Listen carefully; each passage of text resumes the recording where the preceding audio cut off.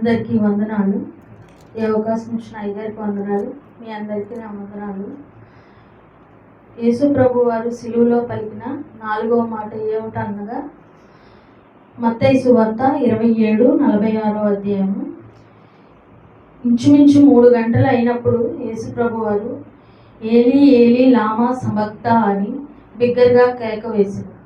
ఆ మాటకు అర్థం ఏమిటంటే అది ఒక అరబిక్ పదం. నా దేవా నన్నెందుకు చేయి విడిచితివి అని దాని అర్థం. దేవుడు యెహోవా దేవుడు తన బిడ్డను విడిచిపెట్టినప్పుడు దేవుడు గట్టిగా నా దేవా నా చెయ్యి ఎందుకు విడిచావని యేసు ప్రభు వారు పలికిన మాట ఇది. ఆది మొదలుకొని అవ్వ ఆదాము దేవుడు మొదటిగా సృష్టించాడు. తన రూపం చొప్పున మట్టితో జీవాయువును ఊది దేవుడు అవ్వ ఆదామును సృష్టించాడు. సృష్టించి ఏదైనా వనంలో వారిని ఉంచారు. వారి చుట్టూ ఉన్న ఫలములను తినమన్నాడు. ఏ మధ్యలో ఉన్న ఫలమును తినవద్దు, మిగతా వాటిలో ఏది మీకు నచ్చితే అది దాన్ని తినమని దేవుడు వారికి ఆజ్ఞాపించారు. అప్పుడు అవ్వకు సర్పము లోకపు ఆలోచనలను పెట్టి సర్పము ఆ తెలివితేటలు ఇచ్చే వృక్షాన్ని తిని వారు దిగంబరులుగా జీవించారు.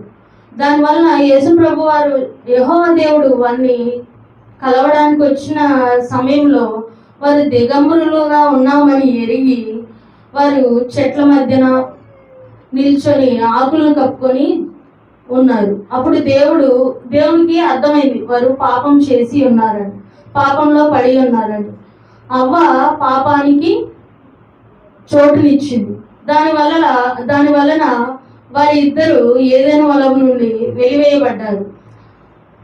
దేవుడు మన కొరకు ఎంతో 33.5 సంవత్సరాలు లోకానికి మానవ రూపంలో వచ్చి మనం ఏ విధంగా జీవించాలి, ఏ విధంగా నడుచుకోవాలి, ఏ విధంగా లోకానుసారమైన అలవాట్లకు దూరంగా ఉండాలని దేవుడు 33.5 సంవత్సరాల్లో మనకి తెలియచేశాడు.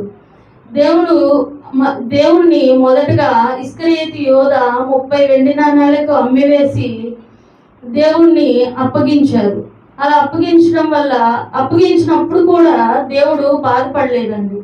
కానీ తన తండ్రికి తనకు వచ్చిన ఎడబాటును ఎంతగానో బాధపడి ఆవేదన చెందాడు. లోకంలో మనకి ఎంతగానో ఇష్టమైన వాళ్ళు మనల్ని విడిచిపెడితే మనకి ఎంత బాధ ఉంటుందో అప్పుడు కూడా అట్లాంటి విషయంలో కూడా దేవుడు బాధపడలేదండి. ఎంతో మంది ముళ్ళు కిరీటాన్ని దేవుని తలకి పెట్టారు. ఆ టైంలో దేవుణ్ణి బల్లెంతో పొడిచారు.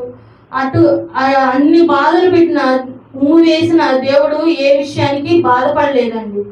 కానీ మన కొరకు తన ప్రాణాన్ని పెట్టి తన అద్వితీయ కుమారునైన యేసు ప్రభు వారిని మనకు అప్పగించి మన పాపాల నిమిత్తం దేవుడు తన ప్రాణాన్ని త్యాగం చేసి సిలువకు గురి అయ్యాడు.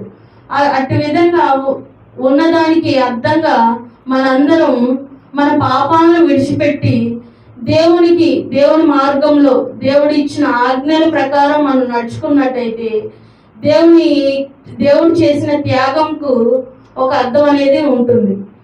ఈ చిన్న మాటలు దేవుడు దీవించి ఆశీర్వదించును గాక. ఆమేన్.